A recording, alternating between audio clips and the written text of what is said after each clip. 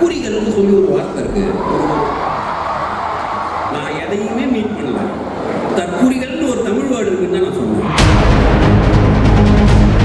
அதனுடைய வெளிப்பாடு தான் படித்தவர்கள் தவறு செய்யறாங்க. தமிழ்நாடுல பல தற்குறிகள் சுத்திட்டு இருக்காங்க. ரொம்ப முக்கியமா ஒரு விஷயம் நான் சொல்லணும்னு நினைச்சேன். தற்குறிகள்னு சொல்லி ஒரு வார்த்தை இருக்கு. நான் எதையுமே மீட் பண்ணல. தற்குறிகள்னு ஒரு தமிழ் வேர்டு இருக்குன்னு தான் நான் சொன்னேன்.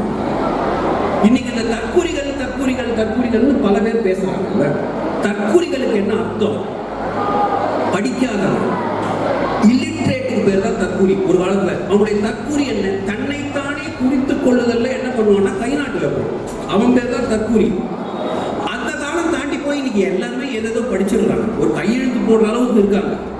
ஆனாலும் இன்னைக்கு நம்ம இந்த தற்குறின்ற வார்த்தையை யூஸ் பண்றோம்ல. அப்ப அந்த தற்குறின்ற அந்த வேர்டுக்கு ஒரு அர்த்தம் வேணும். அந்த வேர்டு என்ன தெரியுமா?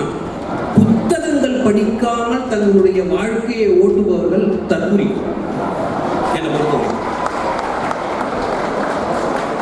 படிக்கிற பழக்கம் ரொம்ப முக்கியம். It's very important that you develop reading habit right from this young age.